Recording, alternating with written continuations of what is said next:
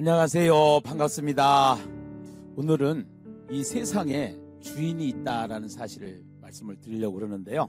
어느 날 아프리카의 사막에서 시계를 하나 주셨어요.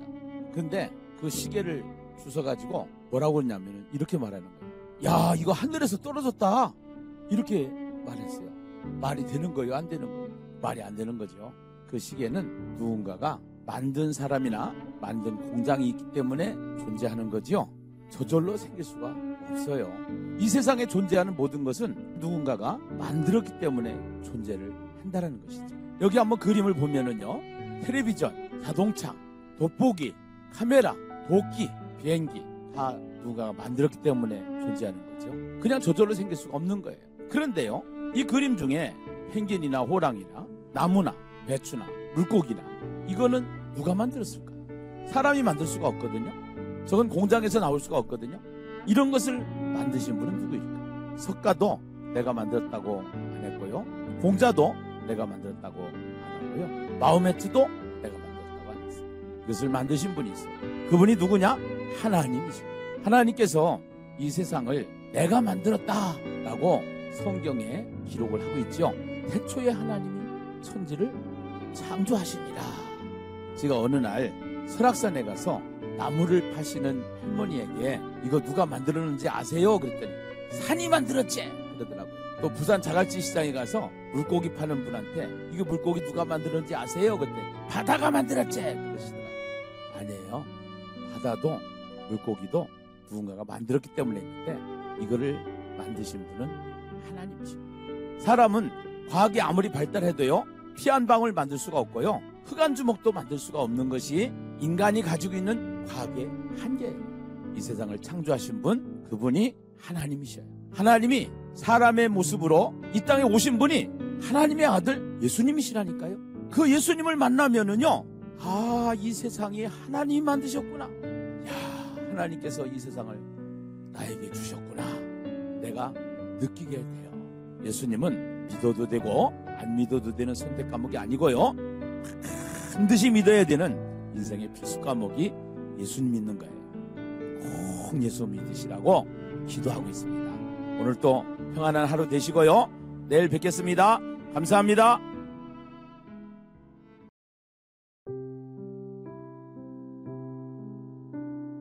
가끔 전도를 하다 보면은요, 학생들 전도할 때 이런 얘기를 들었어요. 예수 믿고 천국 가십시다 이렇게 전도를 하잖아요. 그러면은 나 교회 끊었어요 그래요. 내가 그래서 그때 이런 얘기 했어요. 교회가 보충 수업이 가디? 이 세상에 학교 수업은 끊을 수가 있지만요, 보충 수업은 끊을 수가 있지만 교회는 절대로 끊을 수가 없는 것이 교회입니다. 옛날에 교회를 다니다가 교회에서 상처를 받고 실족한 사람들이 많아요. 병원에 가면은 병자들이 있는 것처럼요, 교회에 오면은 죄인들이 있어요. 그래서 이 죄인들 때문에 상처를 받고 교회를 끊었다고 그러는 거예요. 교회는 다녀도 되고 안 다녀도 되는, 끊어도 되고 끊지 않아도 되는 그런 곳이 아니에요. 사랑하는 여러분, 명절 때 자녀들이 집에 안 오면은 부모님이 얼마나 서운해하는지 몰라요.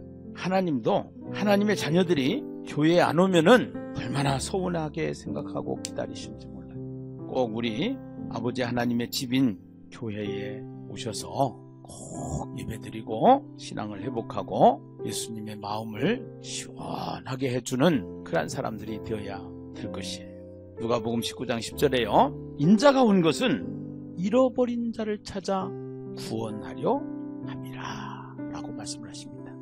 예수님이 이 땅에 오신 것은 잃어버린, 하나님을 떠나 있는 잃어버린 자, 우리를 찾으시는 것이죠.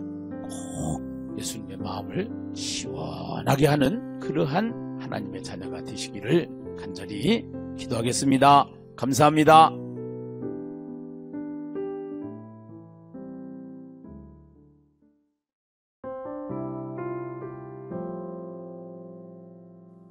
인생을 살아가다 보면 꽉 막혀버린 문제 속에 빠져 있을 때가 있죠.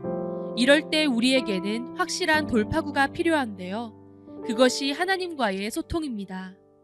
상황과 문제를 바라보면 원망과 탄식이 나오게 되고 하나님을 바라보면 감사가 나옵니다. 세상살이가 어렵고 힘드시죠? 만만하지 않습니다. 이런 살벌하고 힘든 세상에서 누구와 함께하며 무엇을 의지하고 살아가고 계신가요? 이 어렵고 복잡하기만 한 인생의 난제를 어떻게 풀어가고 계신가요? 성경은 이렇게 말씀하십니다. 두려워하지 말라. 내가 너와 함께함이라.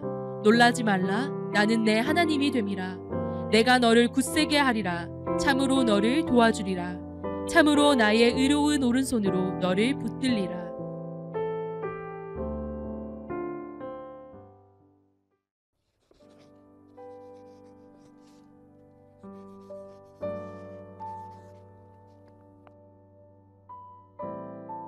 내 의지와 상관없이 죽어야 하는 것이 인생입니다. 그러나 인생은 죽음으로 끝나는 것이 아닙니다. 잠을 자면 꿈의 세계를 경험하는 것처럼 인생은 죽음으로 끝나는 것이 아니고 죽음 이후에는 천국과 지옥의 세계가 있습니다. 죽음 이후 하나님 나라 천국에서 영원히 사느냐, 마귀를 가두고 멸하기 위해 준비된 곳 지옥에서 영원히 사느냐라는 중요한 갈림길에 서게 되는 것이 우리 인생입니다. 그러므로 죽음은 끝이 아니라 또 다른 시작입니다.